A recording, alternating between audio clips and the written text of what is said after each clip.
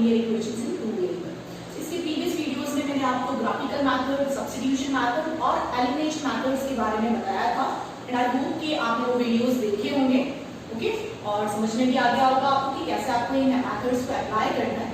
And today I am explaining the last method to solve this pair of linear equations in two variable, that is cross multiplication method. क्या करना है इसके लिए? सबसे first I am taking one example for explaining this cross multiplication method. I am taking this two pair of linear equation. First one is 7x minus 15y equals to 2 and next one is x plus 2y minus 3 equal to 0. ये दो मैंने equations लिए and I have to solve this for x and y.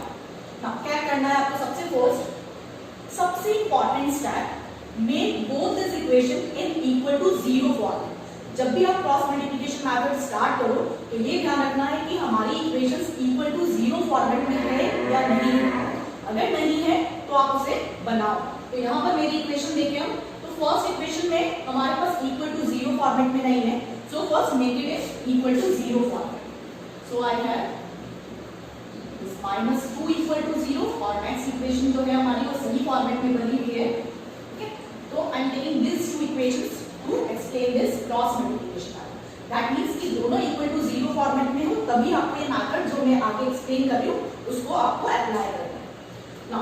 Now for applying this cross multiplication method, हमें यहाँ पर x, y के जो coefficients हैं और ये जो कांस्टेंट नंबर्स हैं उसको एक पर्टिकुलर पैटर्न में लिखना है, ओके। तो क्या पैटर्न आपको बनाना है? देखो, सबसे फर्स्ट हम ये मिडिल कोएफिशिएंट्स जो हैं y के उन पे फोकस करेंगे, दैट इज दिस नंबर्स, ठीक है। हम सबसे पहले से लिख रहे हैं दैट इज -15 और नीचे 2, okay. Then this constant numbers जो है आपके पास that is -2 and -3. Now जैसे हम रोटेशन में चलते हैं तो ये लिखा, now you have to write the coefficient of x, that is 7 और यहाँ पर x के आगे क्या है 1. Then next again you have to write the middle one, कि घूम के वापस आपको ये middle coefficient जो है वहाँ पर आ जाना है. So this is -15 and 2. Is that okay? Now एक बार वापस से बता देती हूँ कि जो भी आपके पास middle coefficients हैं ये y के, वहां से हमें स्टार्ट करना लिखना, this is -15 and this is 2. Then next -2 -3. Then rotation के अकॉर्डिंग हमारे पास है 7 and 1, the coefficient of x, and then again we have to write the middle coefficients that are -15 and 2. यहाँ पर कुछ बच्चे क्या करते हैं, डिवाइड का साइन लगा देते हैं। This is the wrong term. हमें सिर्फ पैटर्न में लिखना है, यहाँ पर कोई कैलकुलेशंस नहीं कर रहे, कोई डिवाइड नहीं चल रहा है, simply you have to write this. Is that okay? Now, अब मेन जो क्रॉस मल्टीप्लिकेशन मेथड हमारा अप्लाई हो रहा है वो कैसे हो रहा है कि just write x and divide का साइन, इसका डिनोमिनेटर अभी हम इस पैटर्न से फिल करेंगे एंड y अपॉन एंड 1, इनके डिनोमिनेटर्स अब हम यहाँ पर क्रॉस मल्टीप्लिकेशन से लेकर आएंगे। कैसे करेंगे? देखो, first you have to multiply this and this, है ना, ऊपर से नीचे, है ना, यहाँ से यहाँ पर आपको मल्टीप्लाई करना है, that is -15 into -3. So I am writing this -15 into -3 और फिर एक माइनस का साइन हमेशा आपके पास होगा, then you have to multiply this and this, नीचे से ऊपर, पहले ऊपर से नीचे फिर ये नीचे से ऊपर जाएगा, that means you have to multiply 2 with -2. Is that okay? इसी तरह से हमें आगे भी करते जाना है। वापस से सुन लो, पहले इसका इससे मल्टीप्लिकेशन, देन इसका इससे मल्टीप्लिकेशन और इन दोनों के मल्टीप्लिकेशन के बीच में एक माइनस सिंबल हमेशा आपको मिलेगा, ठीक है। नाउ सिमिलरली अगर हम नेक्स्ट वाले y के डिनोमिनेटर के लिए देखें तो multiply this to this one, that is -2 into 1 और एक माइनस हमेशा मिलेगा आपको, एंड सिमिलरली मल्टीप्लाई -3 into 7, तो -3 into 7, ठीक है। सेम वे हमें इसको इससे मल्टीप्लाई करना है, that is 7 into 2, then the minus sign is there and 1 into -15, ठीक है। अभी मैंने ये into की फॉर्मेट में लिखा है, अगर आप ऑर्डरली into कर सकते हो, मल्टीप्लाई कर सकते हो, डायरेक्ट भी लिख सकते हो ना, बस मिस्टेक नहीं होनी चाहिए। तो अगर मैं चाहूँ कि मैं इसको इससे into करके डायरेक्ट लिखना चाह रही हूँ कि -15 into -45, तो just right 45 minus this into this is -4, 45 plus 4 हो जाएगा, तो आप डायरेक्टली लिख सकते हो, बट ध्यान से लिखना है आपको, ठीक है। Now the next step of this, अब इसकी नेक्स्ट स्टेप के लिए देखिए हम, तो देखो अब हमारे पास यहाँ पर सिंपल x की वैल्यूज आ जाएंगे इसे सॉल्व करके कि this is -15 -3 is 45, this minus and minus gate plus, so this 2 into 2 is 4, then y के डिनोमिनेटर में देखें तो 2 -2 into 1 is -2, then this minus get plus and 7 3s are 21. Now next 1 के डिनोमिनेटर में देखें हम 7 2s are 14 and this minus get plus and 1 into 15 is 50. ठीक है, एक स्टेप और कर सकते हैं हम कि this 45 plus 4 is 49 and here it is minus plus 19 and here it is 20. Okay, so यहाँ पर हमारे पास सिंपलेस्ट फॉर्म में इसके डिनोमिनेटर्स आ गए। अब सिंपली हम x y की वैल्यू डायरेक्टली निकाल सकते हैं। कैसे निकलेगी? सिंपली जब हमें x निकालना है, यहाँ पर ध्यान से सुनना क्या बोल रही हूँ मैं, जब हमें x निकालना है तो सपोज करो कि y वाला टर्म हमारे पास है ही, इक्वेशन में ये और यही टर्म है, सो क्या हो जाएगा x upon 49 that is equal to 1 upon 29। तो इस टाइप की इक्वेशंस हम सॉल्व कर सकते हैं कि 49 आपके पास यहाँ क्रॉस मल्टीप्लाई होके 49 अपॉन 29 हो जाएगा x की value. And similarly for finding y, suppose करो कि ये x नहीं है तो हमारे पास इन दोनों टर्म से क्या आ जाएगा y upon 90 and that is equal to 1 upon 29। So on solving easily you get this 49 upon 29 the value of x and y equals to 19 upon 29। तो देखो बहुत ही इजीली इसमें आपके पास आंसर्स आ गए। Simply you have to write the coefficients and constant in pattern और उसके according cross multiply करके हमें x y और 1 के डिनोमिनेटर्स फिल करने हैं और उसके सिंपलीफिकेशन से आपके पास सिंपल ये डिनोमिनेटर्स आ जाएंगे। और जब x निकालना है तो x वाली टर्म और 1 वाली टर्म जो है उन दोनों को यूज करो, you will get the value of x। और ऐसे ही y फाइंड आउट करना है, सपोज करो कि x नहीं है, y और 1 वाले टर्म को हम इक्वेट करेंगे तो you will get the value of y। ठीक है, ये बहुत ही सिंपल तरीका है। ऐसे तो इवन दैन मैं प्रेफर करती हूँ कि एलिमिनेशन मेथड जो है वो सबसे बेस्ट होता है। जब भी वर्ड प्रॉब्लम्स वगैरह होती है मैक्सिमम स्टूडेंट्स एलिमिनेशन मेथड ही अप्लाई करते हैं, बट ये नहीं है कि आपको किसी भी मेथड को छोड़ देना है, नहीं पढ़ना है कि हमने एक मेथड अच्छे से प्रैक्टिस कर लिया तो क्रॉस मल्टीप्लिकेशन नहीं पढ़ना है या सब्स्टिट्यूशन नहीं पढ़ना है, ऐसा नहीं है।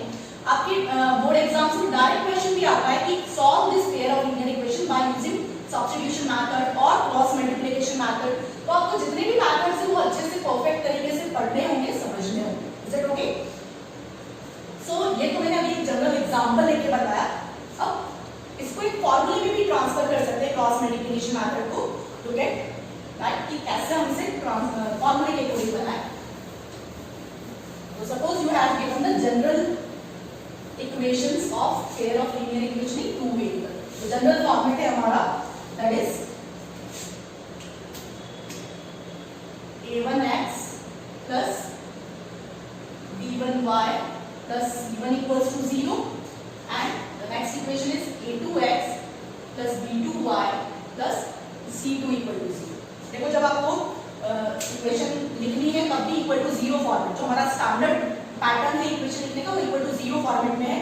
इसलिए भी मैंने आपको बोला कि जब भी क्रॉस मल्टीप्लिकेशन आप मेथड लगाओगे तब चेक करो कि दोनों इक्वेशंस इक्वल टू 0 फॉर्मेट में आ रही है। ठीक है, नाउ ये जनरल इक्वेशंस लिखी मैंने। अब जैसे हम पैटर्न बना रहे थे वैसे स्टार्ट करें कि ये जो मिडिल कोएफिशिएंट है वहां से हम लेंगे, है ना। तो क्या लिख रहे हैं हम, b1 and b2 is not b1 upon b2, वापस बोल रहे हैं ना, then c1 c2, then rotation से चलेंगे हम तो x के कोएफिशिएंट क्या आएंगे दैट इज a1 a2 और अगेन आपको मिड में ही स्टॉप करना है, so this is b1 and b2। ठीक है, ये पैटर्न से लिखा हमने। Now I have to find the denominator of x y and y। अब कैसे निकाल रहे हैं, पहले ऊपर से नीचे, दैट मींस इसका इससे into that is b1 c2, then मैंने जैसा बोला था कि एक माइनस बीच में होता है and multiply this one that is b2 c1। Same way y में देखें अगर हम तो पहले ऊपर से नीचे that is c1 a2 minus c2 a1 and similarly for 1 this is a1 b2 and this is a2 b2। ठीक है, तो कुछ स्टूडेंट्स डायरेक्ट इन इक्वेशंस के अकॉर्डिंग ये फॉर्मूले के वैल्यूज डाल सकते हैं यहाँ पर, जो भी A1 B1 C1 जो भी वैल्यूज आ रही है आपके पास उनकी वैल्यूज डालकर हम इसके डिनोमिनेटर्स फाइंड आउट कर सकते हैं। बट फॉर्मूला याद करना थोड़ा सा टिपिकल होता है, कभी कभी स्टूडेंट इसमें मिस्टेक कर देते हैं, कहीं B1 के साथ C1 डाल देंगे या B2 के साथ C2 डाल देंगे, ठीक है, तो मिस्टेक नहीं है। तो it's better to draw this pattern and then write the denominators, तो ये बहुत ज्यादा इजी हो जाता है, ठीक है। Now I am doing one more question of this cross multiplication method, that is of your exercise and question number 4. Now I am taking this question number 4 of 3.5 exercise, second part. Question क्या है एक बार मैं आपको बता दूं. The question is that first you have to check whether this pair of linear equations have unique solution, no solution or infinite solution. And if it has a unique solution, then find it by cross multiplication method. तो हमारे पास यहाँ पर दो चीजें करनी. First हमें check करके बताना है कि इसका किस टाइप का सॉल्यूशन है. तो उसके लिए मैंने पहले आपको कंसिस्टेंट और इनकंसिस्टेंट सॉल्यूशंस के लिए एक वीडियो बनाया है, आप उसे देख सकते हैं. और आई होप कि आपने देख रखा होगा वो, है ना, कि कैसे हम कंडीशंस के अकॉर्डिंग चेक करते हैं इनके कोएफिशिएंट यूज करके, है ना. तो लेट्स मूव ऑन दैट कि सिंपली हमें क्या करना है, A1 A2 B1 B2 and C1 C2 को हमें कंपेयर करके रेशियोज जो निकलेंगे उनके अकॉर्डिंग हमें चेक करना है. यहाँ पर अगर हम देखें तो first frame this equation in equal to 0 format. So we have this -5 equal to 0 and 3x plus 2y and -8 equal to 0. और क्रॉस मल्टीप्लिकेशन मेथड में भी हमें इक्वल टू 0 फॉर्मेट में ही चाहिए होता है, ठीक है. सो सबसे फर्स्ट हम देखें A1 अपॉन A2, है ना. द कोएफिशिएंट्स ऑफ x जो आपके पास है दोनों इक्वेशंस में, उनका रेशियो देखें हम तो यहाँ पर A1 2 है और A2 क्या है आपके पास 3. So this is 2/3 and similarly find B1 and upon B2. So B1 here is 1 and B2 is 2. अब मुझे यहाँ साफ दिख रहा है कि A1 upon A2 is not equals to B1 upon B2. So condition कौन सी होती है, यूनिक सॉल्यूशन. और अगर ये दोनों इक्वल नहीं है तो हमें C1 C2 फाइंड आउट करने की कोई जरूरत नहीं. और कोई स्टूडेंट निकाल भी देता तो कोई प्रॉब्लम नहीं है, वो आप देख सकते हो ऐसा कुछ नहीं. So we have, so here A1 upon A2 is not equals to B1 upon B2. और अगर इक्वल नहीं है that means it has unique solution. ठीक है. और जब यूनिक सॉल्यूशन होता है तभी हम किसी भी मेथड से इन इक्वेशंस का सॉल्यूशन फाइंड आउट कर सकते हैं. अगर आपके पास यहाँ पर इनफाइनाइट सॉल्यूशन का कोई केस आता या नो सॉल्यूशन का आता तो आप सॉल्यूशन फाइंड आउट नहीं करोगे, है ना. Just you have to write that it has a infinite solutions और नो सॉल्यूशन. ठीक है. अभी हमारे पास यहाँ पर यूनिक सॉल्यूशन आया है, that means we have to do the solution of this using cross multiplication method, क्योंकि टेक्स्ट बुक में आपको लिख के दिया है कि इसे आपको क्रॉस मल्टीप्लिकेशन से ही करना है. जैसा कि मैंने आपको बताया कि फर्स्ट ड्रॉ द पैटर्न के अकॉर्डिंग आप कोएफिशिएंट्स लिखिए. तो सबसे फर्स्ट हम मिडिल वाले मतलब y के कोएफिशिएंट लेके स्टार्ट करते हैं. क्या आएगा 1 and 2, then this one -5 -8, then rotation के अकॉर्डिंग हमारे पास x के कोएफिशिएंट्स दैट आर 2 and 3 और स्टॉप आपको वापस मिडिल से ही करना है, दैट मींस 1 and 2. ठीक है. फिर simply just write x and divide के सिंबल्स लिख लो आप और यहां पर 1. ठीक है. Now to find the denominators. अब देखो मैं थोड़ा ऑरली करके बताती हूँ ना कि सारी आप टर्म्स इनटू में करके लिखोगे तो भी थोड़ा कंफ्यूजन हो जाता है स्टूडेंट्स को. तो जहां पर हम मल्टीप्लाई ऑरली कर सकते हैं वहां ऑरली करके देखें. जैसे फर्स्ट ऊपर से नीचे मल्टीप्लाई करना है. Now I simply multiply 1 into -8 is -8. ठीक है. Now put the sign of this minus. ठीक है. Now this one 2 into -5 that is -10. तो सिंपली ये पहले वाले एरो से आई वैल्यू, बीच में माइनस का साइन और ये दूसरे वाले एरो से वैल्यू. ठीक है.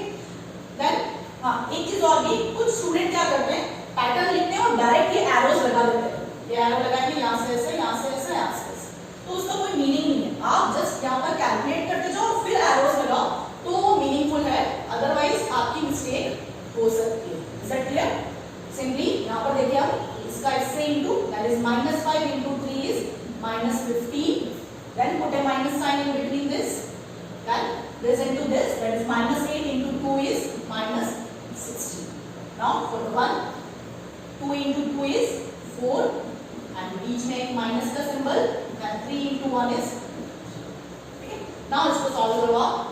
So x is equals to minus A, minus minus क्या हो गया आपका plus, and 10 here also this is minus 15 minus minus plus, so this is plus 16 and here it is 4 minus, again on simplification we get x upon 2 and this is y upon 1 and here also 1, ठीक है। Simply denominators हमारे पास simple format में आ गए। अब हमें जब x की value निकालनी है तो हम x और ये जो 1 वाला टर्म है वो यूज करेंगे एंड सिमिलरली y की वैल्यू के लिए y और 1 वाला टर्म यूज करेंगे। सिंपली आप इसको क्रॉस कर लो, आपके पास 2 upon 1 that is 2 and y upon 1 आपके पास 1। तो आंसर हमारे पास आ गया x इक्वल्स टू 2 एंड 1। और जैसा कि मैंने आपको पहले भी बताया इक्वेशन सॉल्व करने के बाद कि आप अपना आंसर जो है वो क्रॉस चेक भी कर सकते हैं। तो सिंपली अगर हम देखें कि फर्स्ट इक्वेशन में x की जगह 2 डालें तो 2 2 जा 4 एंड y की वैल्यू हमारे पास 1 है तो 4 + 1 इज 5। ऐसे आप सेकंड इक्वेशन में पुट करके देखो आपके पास 8 आ जाएगा। दैट मींस कि our answer is x equals to 2 and y equals to 1 is right, ठीक है। तो ये बहुत ही अच्छा और सिंपल मेथड है ऐसे तो, है ना, तो आपको अच्छे से समझ में आया होगा, ठीक है। सिंपली कुछ चीजें मैंने जो आपको ध्यान रखने के लिए कही है वो एक बार मैं वापस से रिकॉल करा दूं कि जब भी ये आप मेथड यूज करोगे सबसे फर्स्ट इक्वल टू 0 फॉर्मेट में इक्वेशंस प्लेन करो, then write in particular pattern जो मैंने एक्सप्लेन किया है। पहले मिड वाले से स्टार्ट होगा मतलब y के कोएफिशिएंट से और फिर रोटेशन होके वापस आपको y के कोएफिशिएंट पे ही स्टॉप करना है। Then you have to write x y and 1 और उसके डिनोमिनेटर्स हमें क्रॉस मल्टीप्लिकेशन से हमने जैसे निकाले वैसे फाइंड आउट करना है। यहाँ पे कॉमन मिस्टेक ये होती है कि स्टूडेंट पहले नीचे से ऊपर मतलब यहाँ से इसको इनटू करके लिख देता देन माइनस ऊपर से नीचे लाएगा तो वहां पे मिस्टेक हो जाती है। तो आपको ध्यान रखना है कि पहले हम ऊपर से नीचे आएंगे देन नीचे से ऊपर जाएंगे, ठीक है। ये आप अपने हिसाब से भी इसको सेट कर सकते हो कि किस तरह से हमें याद रखना है, ठीक है। Then you can easily find this value of x and y, ठीक है। तो ये मैंने एक पार्ट आपको कराया है, रिमेनिंग 2-3 पार्ट्स और हैं इस क्वेश्चन में, फर्स्ट क्वेश्चन में, तो आप उसे भी सॉल्व कीजिए और देखिए कि आपसे इजीली ये क्रॉस मल्टीप्लिकेशन मेथड हो पा रहा है या नहीं हो पा रहा है एंड कमेंट बॉक्स में कमेंट करके बताइए। So that's all for today, thank you.